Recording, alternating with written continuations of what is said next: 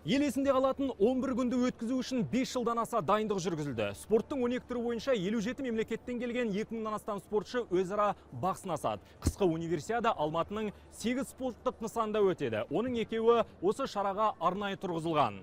Солардың бірі мына Алматы арена кешені. Жаңа нысан көлемі бойынша Орта Азиядағы ең үлкен мұз сарайы саналады. Кейін жұрт игілігіне жарайтын заманауи спорттық нысандардың құрылысына басымдық берген ұйымдастырушылар универсиаданың ашылу және жабылу салтанатын қарапайым етіп өткіземіз деп о бастан ескерткен болатын. Шетелден жұлдыз шақырып, шашылып, аста-төк салтанатқа бұл жолы жол жоқ. Алайда қыруар қаржы жұмсамай-ақ көптің көңілінен шығуға болатындығына көрерменнің көзі жетті. Алтын күн аспаны, алтын дән даласы, ерліктің дастаны, елірге қарашы, ежелден Көк байрақ көкке көтеріліп, әнұран шырқалды. Дүбірлі додаға келген 2000 спортшыны стадион үлкен ықыласпен қарсы алды. Ал қазақстандық құрамаға жанкүйерлер аяғынан тік тұрып құрмет көрсетті. Көрермен қауым ұлы дала елінің тарихынан сыр шертетін театрландырылған қойылымды тамашалады. Негізінде еліміз универсиадаға 1993 жылдан бері қатысып, тәжірибе жинақтады. Осы қысқы сайыстар аралығында еліміздің қоржыны 43 жүлдемен толыққан.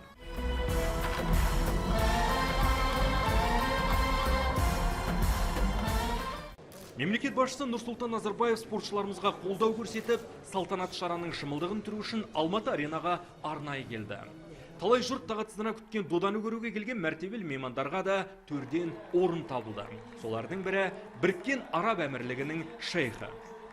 Қазақстан Республикасының президенті, елбасы Нұрсұлтан Назарбаев және Қазақстан Республикасының президенті, елбасы Нұрсұлтан Назарбаевтың арнайы қонағы Біріккен Араб Әмірліктері премьер-министрінің орынбасары, президент істері жөніндегі министрі Шейх Мансур бен Заид Әл-Нахаян мырза.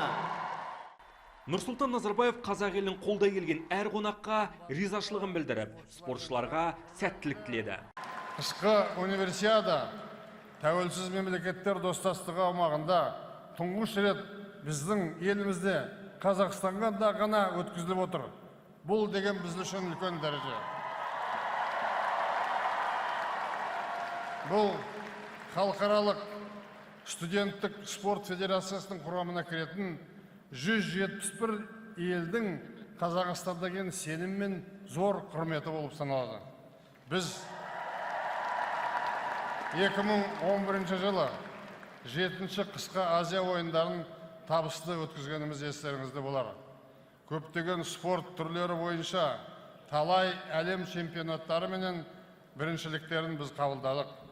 Универсиада қарсаңында Алматыда бірнеше жаңа стадиондар мен айшықты атлеттер ауылы салынды. Мұның бәрі отандық спорттың инфрақұрылымына салынған орасан инвестиция, жастарымыздың шынықтырып, болашақта чемпион болуына жасалған қамқорлық болып саналады.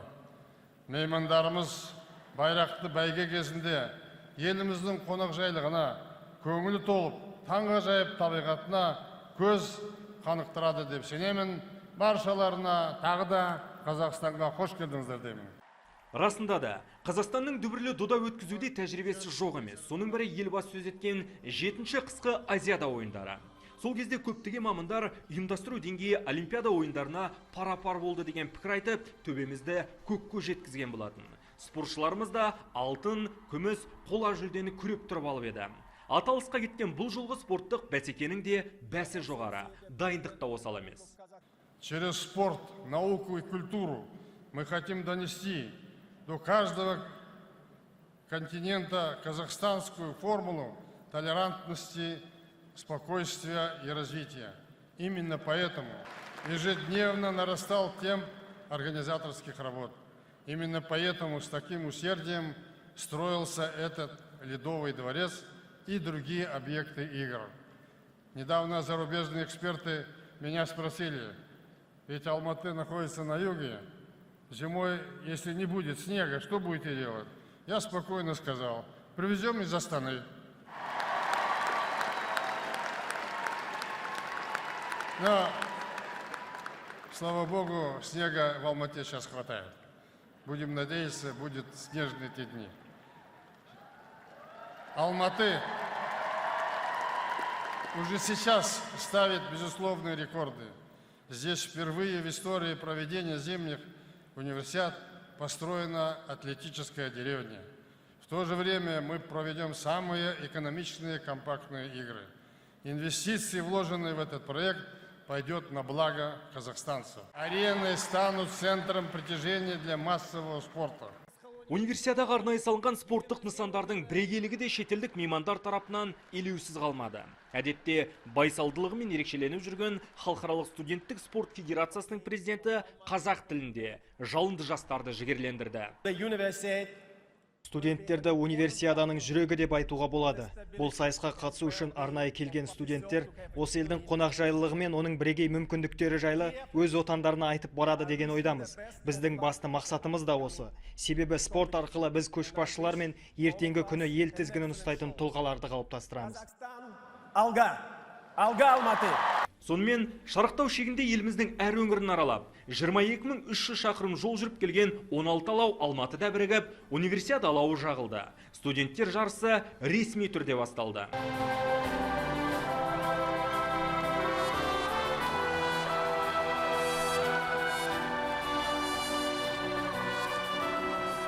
Мемлекет басшысы Нұрсұлтан Назарбаев қысқы универсиаданы ашық деп жариялады. Құрметті достар, спортшылар, бүкіл әлемнен жиналған біздің қонақтарымыз. Мен бүкіл әлемдік 28-ші қысқы универсиада ойындарын ашық деп жариялаймын. Бұл тарихи сәтті 80 елден шамамен 1 миллиард көрермен тікелей трансляция арқылы тамашалады. Спорт ойындарының әрқайсысы әлемге танымал телеарналар арқылы көрсетілмек. Бұл байрақты бәсекеге жаһан жұртының көз тігуі бекер емес. Универсиада ойындары Олимпиададан кейінгі ең ірі спорттық шара саналады. Сондықтан бұл күндері ең алдымен ел абыройы сынға түсетін анық.